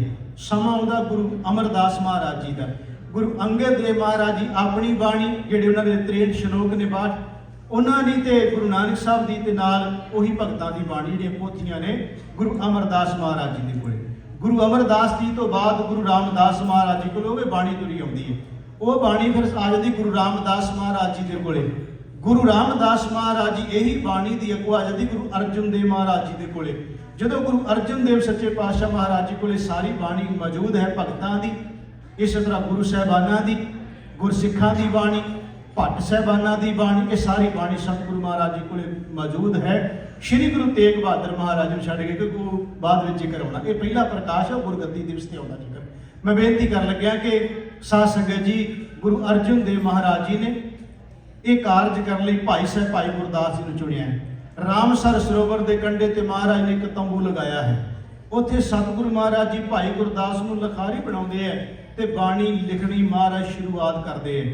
ਤਰਤੀਬ ਦੇ ਵਿੱਚ ਮਹਾਰਾਜ ਬਾਣੀ ਲਿਖਦੇ ਆ। ਪਹਿਲਾਂ ਗੁਰੂ ਨਾਨਕ ਸਾਹਿਬ ਜੀ ਦੀ ਬਾਣੀ ਸ਼ੁਰੂ ਹੁੰਦੀ ਹੈ, ਪਹਿਲਾਂ ਜਪਜੀ ਸਾਹਿਬ ਤੋਂ ਸ਼ੁਰੂਆਤ ਦੀ ਹੁੰਦੀ ਹੈ। ਜਪ ਬਾਣੀ ਦਾ ਨਾਂ ਸੀ, ਜੀ ਸ਼ਬਦ ਕਰਕੇ ਜਪ ਜੀ ਕਹਿ ਦਿੰਦੇ ਆ, ਜਪ ਬਾਣੀ ਦਾ ਨਾਂ ਹੈ। ਗੁਰੂ ਨਾਨਕ ਸਾਹਿਬ ਮਹਾਰਾਜ ਜੀ ਦੀ ਬਾਣੀ ਫਿਰ ਇਸੇ ਤਰ੍ਹਾਂ ਤਰਤੀਬ ਵਿੱਚ ਗੁਰੂ ਸਾਹਿਬਾਨਾਂ ਦੀ ਬਾਣੀ ਲਿਖਦੇ ਆ, ਭਗਤ ਸਾਹਿਬਾਨਾਂ ਦੀ ਬਾਣੀ ਲਿਖਦੇ ਆ, ਵਾਰਾਂ ਲਿਖਦੇ ਆ, ਬੜੀ ਤਰਤੀਬ ਵਿੱਚ ਮਹਾਰਾਜ ਨੇ ਸਭ ਤਿਆਰ ਕਰਕੇ। ਤੇ ਮੈਂ ਅੱਗੇ ਵੀ ਜ਼ਿਕਰ ਕੀਤਾ ਕਈ ਵਾਰਾਂ ਕਿ ਇਹ ਜਿਹੜਾ ਆਪਾਂ ਪਿਛੇ ਕਿਹਾ ਸੀ ਨਾ, ਜਿਹੜਾ ਪਿਛਲਾ ਸ਼ਲੋਕ ਸੀ ਕਿ ਫਰੀਦਾ ਜੇ ਤੂੰ ਅਕਲ ਲਤੀਫ ਕਾਲੇ ਲਿਖ ਨਾ ਲੇਖ, ਉਹ ਕਾਲੇ ਲੇਖ ਜਿਹੜਾ ਲਿਖਣ ਵਾਲਾ ਸੀ ਗੁਰੂ ਨੇ ਪ੍ਰਵਾਨ ਨਹੀਂ ਕੀਤਾ। ਉਹਨਾਂ 'ਚ 4 ਆਏ ਸੀ, ਕਾਨਾ, ਛੱਜੂ, ਬੀਲੂ ਤੇ ਸ਼ਾਹ ਹੁਸੈਨ। ਇੱਕ ਨੇ ਆ ਕੇ ਕਿਹਾ ਵੀ ਕਾਗਜ਼ ਸੰਧੀ ਪੂਤਰੀ ਤਉ ਨਾ ਤਰਿਆ ਨਿਹਾਰ, ਵੀ ਕਾਗਜ਼ਾਂ ਦੀ ਬਣੀ ਹੋਵੇ ਔਰਤ ਤੇ ਇਹਦੇ ਮੱਥੇ ਨਾ ਲੱਗ ਜਾਏ, ਬੰਦਾ ਵਿਕਾਰ ਪੈਦਾ ਹੁੰਦੇ ਹੈ। ਮਾਰੇ ਕਹਿੰਦੇ ਉਹ ਕਾਲੇ ਲੇਖ ਨਹੀਂ ਮੈਂ ਲਿਖਣੇ ਤੇ, ਇਹ ਕਾਲੇ ਨੇ। ਜਿੱਥੇ ਅਸੀਂ ਲਿਖਣਾ ਵੀ ਸੋ ਕਿਉ ਮੰਦਾ ਆਖੀਏ ਜਿੱਤ ਜੰਮੈ ਰਾਜਾਨ, ਜਿੱਥੇ ਇਹ ਲਿਖਣਾ ਕਿ ਧੰਨ ਧੰਨ ਪਿਤਾ, ਧੰਨ ਧੰਨ ਕੁਲ, ਧੰਨ ਧੰਨ ਸੋ ਜਨਨੀ, ਜਿਨ ਗੁਰੂ ਜਣਿਆ ਮਾਇਓ, ਤੇ ਤੇਰੀ ਗੱਲ ਕਿਵੇਂ ਲਿਖ ਦਿਆਂਗੇ ਵੀ ਕਾਗਜ਼ਾਂ ਦੀ ਬਣੀ ਵੀ ਔਰਤ ਨੂੰ ਮੱਥੇ ਲੱਗਣੀ ਚਾਹੀਦੀ। ਖੈਰ ਮੈਂ ਉਧਰ ਨਾ ਜਾਵਾਂ। ਉਹ ਚਾਰਿਆਂ ਨੇ, ਕਿਸੇ ਨੇ ਕਿਹਾ ਵੀ ਚੁੱਪ ਵੇੜਿਆ, ਚੁੱਪ ਵੜਿਆ, ਬੋਲਣ ਦੀ ਨਹੀਂ ਜਾ ਵੇੜਿਆ। ਕੋਈ ਕਹਿੰਦਾ ਸਾਡੇ ਨਾਲ ਉਹ ਚੰਗੇ ਜੋ ਜੰਮਦਿਆਂ ਮਰ ਗਏ, ਚਿੱਕੜ ਪੈਰ ਨਾ ਬੋੜਿਓ ਨਾ ਅਲੂਦ ਭਏ, ਉਹ ਵੀ ਚੰਗੇ ਸੀ। ਮਹਾਰਾਜ ਨੇ ਕਿਹਾ ਨਹੀਂ, ਤੁਹਾਡੀ ਪ੍ਰਵਾਨ ਨਹੀਂ। ਸਤਿਗੁਰੂ ਮਹਾਰਾਜ ਜੀ ਨੇ ਗੁਰੂ ਗ੍ਰੰਥ ਸਾਹਿਬ ਸੱਚੇ ਪਾਤਸ਼ਾਹ ਮਹਾਰਾਜ ਜੀ ਦੀ ਸੰਪੂਰਨ ਬਾਣੀ ਨੂੰ ਤਿਆਰ ਕਰਨ ਤੋਂ ਬਾਅਦ ਮਹਾਰਾਜ ਮੁਦਾਵਨੀ ਤੇ ਪਹੁੰਚਦੇ ਹੈ, ਮੁੱਲ ਦਿੰਦੇ ਆ, ਮੋਹਰ ਲਾ ਦਿੰਦੇ ਆ। ਅਖੀਰਲਾ ਸ਼ਬਦ ਗੁਰੂ ਅਰਜਨ ਦੇਵ ਮਹਾਰਾਜ ਜੀ ਦਾ ਅੱਜ ਦੇ ਸ਼ਲੋਕ ਦੀ ਵਿਆਖਿਆ ਵੀ ਕਰਦੇ ਹਨ। ਅਖੀਰਲਾ ਬਚਨ, ਤੇਰਾ ਕੀਤਾ ਜਾਦੋ ਨਾਹੀ ਮੈਨੂੰ ਜੋਗ ਕੀਤੋਈ। ਮੈਂ ਬੇਵੈਗਰੂ ਮੈਂ ਜੋਗ ਨਹੀਂ ਸੀ, ਮੈਂ ਗੁਰੂ ਅਰਜਨ ਦੇਵ ਜੀ ਕਹਿ ਰਹੇ ਨੇ ਜੋ ਸਭ ਕੁਝ ਸਮਾਪਤੀ ਕਰ ਦੇਣੀ ਹੈ ਅੰਤ ਤੇ ਜਾ ਕੇ। ਤੇਰਾ ਕੀਤਾ ਜਾਤੋ ਨਾਹੀ ਮੈਨੂੰ ਜੋਗ ਕੀਤੋਈ, ਮੈਂ ਨਿਰਗੁਣ ਯਾਰੇ। ਇਹ ਵੈਗਰੂ ਪਰਮਾਤਮਾ ਮੈਂ ਤਾਂ ਗੁਣ, ਇਹ ਗੁਰੂ ਅਰਜਨ ਦੇਵ ਜੀ ਕਹਿ ਰਹੇ ਨੇ, ਮੇਰੇ ਕੋਲ ਤੇ ਗੁਣ ਹੀ ਕੋਈ ਨਹੀਂ ਹੈ। ਮੈਂ ਨਿਰਗੁਣ ਯਾਰੇ ਕੋ ਗੁਣ ਨਾਹੀ, ਤੇ ਵੈਗਰੂ ਤੋਂ ਤਰਸ ਕੀਤਾ ਹੈ। ਮੈਂ ਨਿਰਗੁਣ ਯਾਰੇ ਕੋ ਗੁਣ ਨਾਹੀ, ਆਪੇ ਤਰਸ ਪਾਇਆ, ਤਰਸ ਪਾਇਆ ਮੈਂ ਰਹਿਮਤ ਹੋਈ, ਸਤਿਗੁਰ ਸੱਜਣ ਮਿਲਿਆ, ਨਾਨਕ ਨਾਮ ਮਿਲੇ ਤਾਂ ਜੀਵਾ, ਤਨ ਮਨ ਥੀਵੈ ਹਰਿਆ। ਮਹਾਰਾਜ ਨੇ ਕਿਹਾ ਵੀ ਇਹ ਵੈਗਰੂ ਪਰਮਾਤਮਾ ਤੁਸੀਂ ਕਿਰਪਾ ਕੀਤੀ ਹੈ। ਸਤਿਗੁਰੂ ਮਹਾਰਾਜ ਜੀ ਨੇ ਰਾਮਸਰ ਸਰੋਵਰ ਤੇ ਸਾਰੀ ਤਿਆਰੀ ਹੋ ਗਈ, ਬੀੜ ਦੀ ਜਿਲਦ ਬੰਨੀ ਗਈ, ਸਭ ਕੁਝ ਹੋਣ ਤੋਂ ਬਾਅਦ ਹੁਣ ਮਹਾਰਾਜ ਨੇ, ਕਿਉਂਕਿ ਹਰਿਮੰਦਰ ਸਾਹਿਬ ਪਹਿਲਾਂ ਤਿਆਰ ਹੋ ਚੁੱਕਿਆ ਸੀ, ਮਹਾਰਾਜ ਨੇ ਇੱਥੋਂ ਸਤਿਗੁਰੂ ਗੁਰੂ ਗ੍ਰੰਥ ਸਾਹਿਬ ਮਹਾਰਾਜ ਜੀ ਦੇ ਸਰੂਪ ਸ਼ਬਦ ਕੀਰਤਨ ਕਰਦਿਆਂ ਹੋਇਆਂ, ਬਾਣੀ ਪੜ੍ਹਦਿਆਂ ਹੋਇਆਂ, ਸਿਫਤ ਕਰਦਿਆਂ ਹੋਇਆਂ, ਬਾਬਾ ਬੁੱਢਾ ਸਾਹਿਬ ਜੀ, ਭਾਈ ਗੁਰਦਾਸ ਜੀ, ਗੁਰੂ ਕੇ ਅਨੇਕ ਸਿੱਖ ਸੰਗਤਾਂ ਮਹਾਰਾਜ ਦੇ ਸਰੂਪ ਲੈ ਕੇ ਜਾ ਰਹੀਆਂ ਨੇ ਸੱਚਖੰਡ ਸ੍ਰੀ ਹਰਿਮੰਦਰ ਸਾਹਿਬ। ਉੱਥੇ ਜਦੋਂ ਸਤਿਗੁਰੂ ਗੁਰੂ ਅਰਜਨ ਦੇਵ ਮਹਾਰਾਜ ਜੀ ਨਾਲ ਬਾਬਾ ਬੁੱਢਾ ਸਾਹਿਬ, ਭਾਈ ਗੁਰਦਾਸ ਮਹਾਰਾਜ ਦੇ ਸਰੂਪ ਜਾ ਰਹੇ ਨੇ ਸ਼ਬਦ ਕੀਰਤਨ ਕਰਦੇ ਆ, ਤੇ ਗੁਰਮੁਖੋਂ ਜਦੋਂ ਪ੍ਰਕਾਸ਼ ਕੀਤਾ ਗਿਆ, ਪ੍ਰਕਾਸ਼ ਹੋਇਆ, ਇੱਥੇ ਇਤਿਹਾਸਕਾਰਾਂ ਨੇ ਜੋ ਸ਼ਬਦ ਲਿਖੇ ਨੇ ਉਹ ਲਿਖਦੇ ਨੇ ਕਿ ਗੁਰੂ ਅਰਜਨ ਦੇਵ ਮਹਾਰਾਜ ਨੇ ਕਿਹਾ ਸੀ, ਬੁੱਢਾ ਸਾਹਿਬ ਖੋਲੋ ਗ੍ਰੰਥ। ਗ੍ਰੰਥ ਦਾ ਮਤਲਬ ਸੀ ਗੁਰੂ ਗ੍ਰੰਥ ਸਾਹਿਬ ਦਾ ਪ੍ਰਕਾਸ਼ ਕਰੋ। ਬੁੱਢਾ ਸਾਹਿਬ ਖੋਲੋ ਗ੍ਰੰਥ, ਲਿਓ ਆਵਾਜ਼, ਸੁਣੇ ਸਭ ਪੰਥ, ਅਦਬ ਸਹਿਤ ਗ੍ਰੰਥ ਸੋ ਖੋਲਾ, ਲੈ ਆਵਾਜ਼ ਬੁੱਢਾ ਮੁਖ ਬੋਲਾ। ਮਹਾਰਾਜ ਕਹਿੰਦੇ ਨੇ ਕਿ ਜਦੋਂ ਪ੍ਰਕਾਸ਼ ਕੀਤਾ ਗਿਆ, ਬਾਬਾ ਬੁੱਢਾ ਸਾਹਿਬ ਜੀ ਬੋਲੇ। ਫਿਰ ਬੋਲਣ ਦਾ ਮਤਲਬ ਸੀ ਹੁਕਮਨਾਮਾ ਲਿਆ। ਤੇ ਆਪਾਂ ਸਭ ਨੂੰ ਪਤਾ, ਹਰ ਵਾਰੀ ਆਪਾਂ ਉਹਦਾ ਜ਼ਿਕਰ ਕਰਦੇ ਹਾਂ ਕਿ ਸੂਹੀ ਮਹਿਲਾ ਪੰਜਵਾ, ਸੰਤਾਂ ਕੇ ਕਾਰਜ ਆਪ ਖਲੋਇਆ, ਹਰ ਕੰਮ ਕਰਾਵਣ ਆਇਆ, ਰਾਮ ਤਰਤ ਸੁਹਾਵੀ, ਤਾਰ ਸੁਹਾਵਾ, ਵਿੱਚ ਅੰਮ੍ਰਿਤ ਜਲ ਛਾਇਆ। ਰਾਮ ਇਹ ਸ਼ਬਦ ਜਦੋਂ ਦੀ ਸੰਪੂਰਨਤਾ ਹੁੰਦੀ ਹੈ, ਸਮਾਪਤੀ ਹੁੰਦੀ ਹੈ। ਤੇ ਗੁਰਮੁਖੋ ਇਉਂ ਕਹਿ ਲਓ ਕਿ ਸਾਰਿਆਂ ਨੇ ਆਪਣਾ ਸੀਸ ਝੁਕਾ ਦਿੱਤਾ ਸਤਿਗੁਰੂ ਮਹਾਰਾਜ ਜੀ ਦੇ ਇਸ ਹੁਕਮ ਦੇ ਅੱਗੇ। ਸਾਰਾ ਦਿਨ ਗੁਰਬਾਣੀ ਦਾ ਕੀਰਤਨ ਚੱਲਦਾ ਹੈ। ਸ਼ਾਮ ਦਾ ਵਕਤ ਹੁੰਦਾ ਹੈ ਤੇ ਸਿੱਖ ਪੁੱਛਦੇ, ਮਹਾਰਾਜ ਸ਼ਾਮ ਦੀ ਸੇਵਾ। ਧੰਨ ਸ਼੍ਰੀ ਗੁਰੂ ਅਰਜਨ ਦੇਵ ਮਹਾਰਾਜ ਜੀ ਆਪਣੀ ਮੌਜੂਦਗੀ ਵਿੱਚ, ਆਪਣੇ ਹੁੰਦਿਆਂ ਹੋਇਆਂ ਮਹਾਰਾਜ ਇਹ ਗੱਲ ਕਹਿ ਗਏ ਕਿ ਭਾਈ ਹੁਣ ਇਸ ਗ੍ਰੰਥ ਦਾ ਜਾਂ ਪੋਥੀ ਪਰਮੇਸ਼ਰ ਦਾ ਥਾਨ ਅਸੀਂ ਕਹਿੰਦੇ ਹਾਂ, ਆਦਿ ਗ੍ਰੰਥ ਸ਼ਬਦ ਅਸੀਂ ਜੋੜਦੇ ਹਾਂ।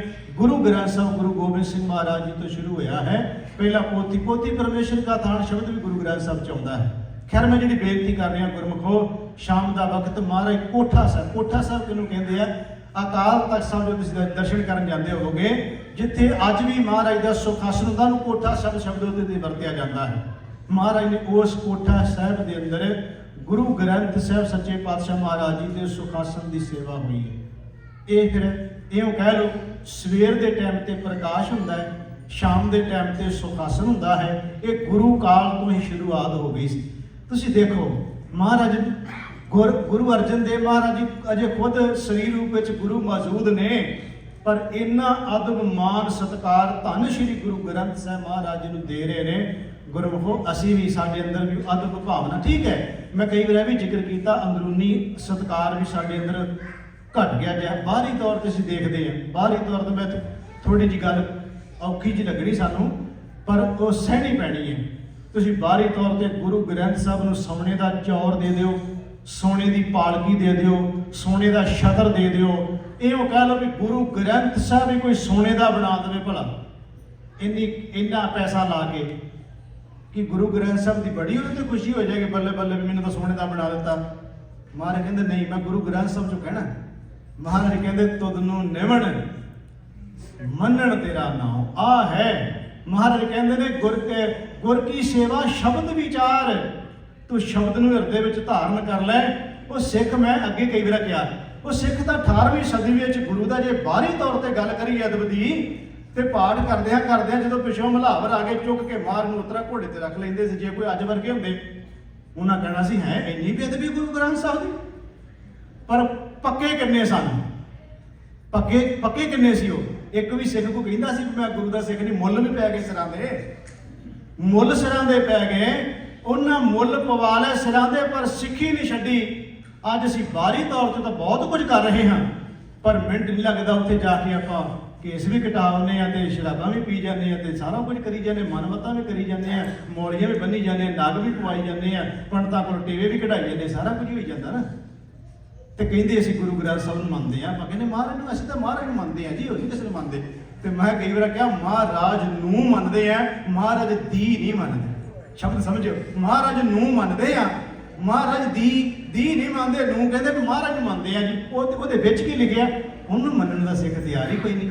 ਮਹਾਰਾਜ ਕਹਿੰਦੇ ਜੇ ਉਹਨੂੰ ਮੰਨ ਲਏਗਾ ਨਾ, ਤੇ ਫਿਰ ਗੁਰੂ ਅਰਜਨ ਦੇਵ ਮਹਾਰਾਜ ਜੀ ਕਹਿੰਦੇ ਨੇ ਆਤਮ ਦਸਾਂ ਅਖੀਰ ਵਿੱਚ ਸਮਾਪਤੀ ਆ ਸ਼ਬਦ ਪੜ੍ਹ ਕੇ, ਜਿਹਦੀ ਮੈਂ ਸ਼ੁਰੂਆਤ ਮੰਗਲ ਰੂਪ ਵਿੱਚ ਪੜ੍ਹਿਆ ਸੀ ਸ਼ਬਦ। ਗੁਰੂ ਅਰਜਨ ਦੇਵ ਜੀ ਕਹਿੰਦੇ ਆਤਮ ਦੇ ਖਜ਼ਾਨੇ ਵਿੱਚੋਂ ਦਿਆਂ ਬਹੁਤ ਕੁਝ ਮਿਲੇਗਾ। ਉਹ ਕਿਹੜਾ? ਹਮ ਤਨਵੰਤ ਭਾਗਠ ਸਚ ਨਾਏ, ਹਰ ਗੁਣ ਗਾਵੇਂ ਸਹਿਜ ਸੁਭਾਏ। ਮਹਾਰਾਜ ਕਹਿੰਦੇ ਮੈਂ ਦੇਖਿਆ, ਤੂੰ ਵੀ ਖੋਲ ਕੇ ਵੇਖ ਇਸ ਨੂੰ। ਪਿਊ ਦਾਦੇ ਕਾ ਖੋਲ ਡਿੱਠਾ ਖਜ਼ਾਨਾ, ਇਹ ਵੇਖਿਆ ਖਜ਼ਾਨੇ ਵਿੱਚੋਂ ਤੇ ਕੀ ਮਿਲਿਆ? ਤਾਂ ਮੇਰੇ ਮਨ ਭਇਆ ਨਿਧਾਨਾ, ਅੰਦਰ ਮੇਰੇ ਖਜ਼ਾਨਾ ਹੀ ਖਜ਼ਾਨਾ ਭਰ ਗਿਆ ਸਾਰਾ। ਮਹਾਰਾਜ ਕਹਿੰਦੇ ਨੇ ਗੁਰੂ ਅਰਜਨ ਦੇਵ ਮਹਾਰਾਜ, ਪਿਊ ਦਾਦੇ ਕਾ ਖੋਲ ਡਿੱਠਾ ਖਜ਼ਾਨਾ, ਤਾਂ ਮੇਰੇ ਮਨ ਭਇਆ ਨਿਧਾਨਾ, ਰਤਨ ਲਾਲ ਜਾਂ ਕਾ ਕਛੂ ਨਾ ਮੋਲ। ਇਹਦੇ ਸਾਹਮਣੇ ਕੋਈ ਹੀਰੇ ਮੋਤੀ ਸੋਨਾ ਕੀ ਕੋਈ ਵੀ, ਉਹਦੀ ਕੀ ਕਦਰ ਹੈ ਬਈ? ਕੀ ਪਾਇਆ ਉਹਦੀ? ਰਤਨ ਲਾਲ ਜਾਂ ਕਾ ਕਛੂ ਨਾ ਮੋਲ, ਭਰੇ ਭੰਡਾਰਾ ਫੂਟ ਅਤੋਲ। ਤੇ ਮਹਾਰਾਜ ਕਹਿੰਦੇ ਤਗੜੇ ਹੋ ਕੇ ਵਰਤੋ, ਇਹ ਕਿਤੇ ਮੁੱਕਣਾ ਨਹੀਂ ਜੇ। ਇਹ ਲੰਗਰ ਨਾਲ ਨਹੀਂ ਢੁਕਦੀ ਗੱਲ, ਅਸੀਂ ਲੰਗਰਾਂ ਤੇ ਢਕਾਈ ਫਿਰਦੇ ਹਾਂ। ਜਦੋਂ ਭੋਗ ਲਵਾਉਣਾ ਤਾਂ ਕਹਿੰਦੇ ਖਾਵੋ ਖਰਚੋ ਲੜ ਪਿੰਡ ਭਾਈ। ਉਹ ਹਰ ਇੱਕ ਨੂੰ ਵੇਖਣ ਨੂੰ ਲੱਗਦਾ ਵੀ ਆ ਪ੍ਰਸ਼ਾਦੇ ਨੂੰ ਕਹਿ ਰਹੇ ਨੇ। ਸ਼ਬਦ ਪੜ੍ਹ ਕੇ ਦੇਖੋ, ਮਾਰੇ ਕਹਿੰਦੇ ਖਾਂ ਮੈਂ ਖਰਚੈ, ਉਹ ਸਦੀਆਂ ਤੋਂ ਖਰਚਦੇ ਆ ਰਹੇ ਖਾ ਰਹੇ ਨੇ, ਸਦੀਆਂ ਤੋਂ ਤੂੰ ਖਰਚੀ ਤੇ ਖਾਵੀਂ, ਕਦੀ ਮੁੱਕਣਾ ਇਸ ਖਜ਼ਾਨੇ ਨੇ। ਖਾਂ ਮੈਂ ਖਰਚੈ ਰਲ ਮਿਲ ਭਾਈ, ਟੋਟ ਨ ਆਵੇ ਵੱਲ ਦੋ ਜਾਈ। ਪਰ ਮਹਾਰਾਜ ਕਹਿੰਦੇ ਕੀ ਕਰੀਏ, ਸਾਡੇ ਵੱਸ ਕੁਝ ਨਹੀਂ ਨਾ। ਕਹੋ ਨਾਨਕ ਜਿਸ ਮਸਤਕ ਲੇਖ ਲਿਖਾਏ, ਜਿਹਦੇ ਮੱਥੇ ਤੇ ਤੂੰ ਵਾਹਿਗੁਰੂ ਲੇਖ ਲਿਖ ਦਿੱਤੇ ਨਾ। ਸੋ ਇਹ ਤਾਂ ਖਜ਼ਾਨਾ ਹੈ। ਅੱਜ ਜਿਵੇਂ ਤੁਸੀਂ ਬੈਠੇ ਹੋ ਸਾਰੇ ਮਸਤਕ ਦੇ ਲੇਖ ਲਿਖਾ ਕੇ ਅਸੀਂ ਖਜ਼ਾਨੇ ਨੂੰ ਕੁਝ ਲੈ ਰਹੇ ਹਾਂ। ਸੋ ਇਹ ਤਾਂ ਖਜ਼ਾਨੇ ਲਿਆ ਰਲਾਏ, ਉਹਨੂੰ ਖਜ਼ਾਨੇ ਚ ਰਲਾ ਲਿਆ ਮਹਾਰਾਜ ਦੇ ਨਾਲ ਵੀ ਆਓ ਤੁਸੀਂ ਵੀ ਖਾਵੋ ਖਰਚੋ। ਪਰਮਾਤਮਾ ਵਾਹਿਗੁਰੂ ਦੀ ਬਾਣੀ ਜਿਹਨੂੰ ਸਤਿਗੁਰੂ ਮਹਾਰਾਜ ਨੇ ਕਿਹਾ ਕਿ ਥਾਲੇ ਵਿੱਚ ਤੈ ਵਸਤੂ ਪਈਓ, ਹਰ ਭੋਜਨ ਅੰਮ੍ਰਿਤ ਸਾਰ। ਇਹ ਮੈਂ ਥਾਲ ਪਰੋਸ ਕੇ ਰੱਖਿਆ, ਦੇ ਵਿੱਚ ਬੜੇ ਭੋਜਨ ਰੱਖੇ ਨੇ, ਤੇ ਭੋਜਨ ਛਕ ਲਓ ਤੇ ਛਕ ਕੇ ਪਚਾ ਵੀ ਲਿਓ। ਜੇ ਉਲਟੀਆਂ ਹੀ ਕਰੀ ਜਾਵੇ ਤੇ ਖੂਨ ਨਹੀਂ ਬਣਦਾ। ਜੇ ਉਹ ਖੂਨ ਤਾਂ ਬਣੇਗਾ ਰੋਟੀ ਅੰਦਰ ਚਲੀ ਜਾਏ, ਪਚ ਗਈ ਰੋਟੀ ਤਾਂ ਮਾਰਨ ਕਹਿੰਦਾ ਖਾਜੇ ਕੋ ਖਾਵੇ, ਜੇ ਕੋ ਭੁੰਚੈ, ਪਚਾਉਣਾ ਵੀ ਹੈ ਨਾ ਉਹਨੂੰ, ਤੇ ਪਚਾਉਣਾ ਉਹੀ ਜੋ ਗੁਰੂ ਦੇ ਬੋਲ ਨੇ। ਉਹ ਜ਼ਿੰਦਗੀ 'ਚ ਕਮਾਓ ਹੀ ਪਚਾਉਣਾ ਹੈ ਨਾ। ਮਾਰੇ ਕਹਿੰਦੇ ਜੇ ਬਚਾ ਲਏਗਾ ਮੈਂ ਦਾਅਵੇ ਨਾਲ ਕਹਿੰਦਾ ਤੇਰਾ ਉਧਾਰ ਹੋ ਜਾਏਗਾ। ਖੈਰ ਸਤਿਗੁਰੂ ਗਰੀਬ ਨਵਾਜ ਪਾਤਸ਼ਾਹ ਮਹਾਰਾਜ ਜੀ ਰਹਿਮਤ ਬਖਸ਼ਿਸ਼ ਕਰਨ। ਅਸੀਂ ਸਤਿਗੁਰੂ ਗੁਰੂ ਗ੍ਰੰਥ ਸਾਹਿਬ ਮਹਾਰਾਜ ਜੀ ਦਾ ਪਹਿਲਾ ਪ੍ਰਕਾਸ਼ ਪੁਰਬ ਸਪੂਰਤਾ ਦਿਵਸ, ਇਸ ਸੰਬੰਧ ਵਿੱਚ ਅੱਜ ਦੇ ਵਿਸ਼ੇਸ਼ ਦੀਵਾਨ ਤੇ ਨਾਲ ਹੀ ਚੱਲ ਰਹੀ ਲੜੀਵਾਰ ਕਥਾ ਸ਼ਲੋਕ ਸ਼ੇਖ ਬਾਬਾ ਫਰੀਦ ਸਾਹਿਬ ਜੀ ਦੇ ਇਹ ਵਿਚਾਰਾਂ ਕਰਦੇ ਆ ਮੇਰੇ ਕੋਲੋਂ ਬੇਅੰਤ ਭੁੱਲਾਂ ਹੋ ਗਈਆਂ। ਸਤਿਗੁਰੂ ਜੀ ਦੇ ਸਾਧ ਸੰਗਤ ਬਖਸ਼ਣ ਯੋਗ ਹੈ ਮੇਰੀਆਂ ਭੁੱਲਾਂ ਨਾ ਚੁਕਾਰਨੀਆਂ। ਗੁਰੂ ਚਰਨਾਂ ਚ ਅਰਦਾਸ ਕਰਨੀ, ਦਾਤਾ ਰਹਿਮਤ ਕਰੇ, ਮਤ ਬੁੱਧ ਸੋਝੀ ਬਖਸ਼ਿਸ਼ ਕਰੇ, ਜੋ ਕਹਿੰਦੇ ਜ਼ਿੰਦਗੀ ਚ ਕਮਾ ਸਕੀਏ ਤੇ ਇਸੇ ਤਰ੍ਹਾਂ ਸੇਵਾ ਕਰਦੇ ਰਹੀਏ। ਮੈਂ ਬਹੁਤ ਹੀ ਸਤਿਕਾਰਯੋਗ ਭੈਣ ਜੀ ਜਸਵੀਰ ਕੌਰ ਜੀ ਬੜੀ ਦੂਰੋਂ ਆਏ ਨੇ ਚੱਲ ਕੇ, ਸਾਡੇ ਫੋਨ ਤੇ ਵੀ ਗੱਲਬਾਤ ਹੋਈ ਸੀ ਤੇ ਇਹਨਾਂ ਦਾ ਬਹੁਤ ਗੁਰਬਾਣੀ ਤੇ ਪਕੜ ਹੈ। ਇਹਨਾਂ ਦਾ ਵਿਸ਼ਾ ਗੁਰਬਾਣੀ ਦੇ ਨਾਲ ਸੰਬੰਧਿਤ ਬਹੁਤ ਡੂੰਘੀਆਂ ਵਿਚਾਰਾਂ ਤੁਹਾਡੇ ਨਾਲ ਉਹਨਾਂ ਨੇ ਕਰਨੀਆਂ ਨੇ। ਮੇਰੀ ਬੇਨਤੀ ਇਸੇ ਤਰ੍ਹਾਂ ਟਿਕਾ ਬਣਾ ਕੇ ਰੱਖਿਓ। ਜੇ ਕੋਈ ਨਹੀਂ ਅੱਜ ਮਹਾਰਾਜ ਦਾ ਦਿਨ ਮਨਾ ਰਿਹਾ, ਵੱਧ ਵੀ ਟਾਈਮ ਲੱਗ ਜਾਏਗਾ ਤੇ ਕੋਈ ਗੱਲ ਨਹੀਂ, ਇਸੇ ਤਰ੍ਹਾਂ ਟਿਕਾ ਬਣਾਓ। ਭੈਣ ਜੀ ਹੁਣਾਂ ਨੇ ਤੁਹਾਡੇ ਨਾਲ ਗੁਰਮਤਿ ਦੀਆਂ ਵਿਚਾਰਾਂ, ਗੁਰਬਾਣੀ ਦੀਆਂ ਵਿਚਾਰਾਂ ਕਰਨੀਆਂ, ਬੜੇ ਪਿਆਰ ਨਾਲ ਸਰਵਣ ਕਰਨ ਦੀ ਕਿਰਪਾਲਤਾ ਕਰਨੀ, ਭੁੱਲਾਂ ਚੁੱਕਾਂ ਦੀ ਖਿਮਾ ਦਿੰਦੇ ਹੋਏ ਪਿਆਰ ਸਹਿਤ ਫਤਿਹ ਬੁਲਾਓ ਜੀ। ਵਾਹਿਗੁਰੂ ਜੀ ਕਾ ਖਾਲਸਾ, ਵਾਹਿਗੁਰੂ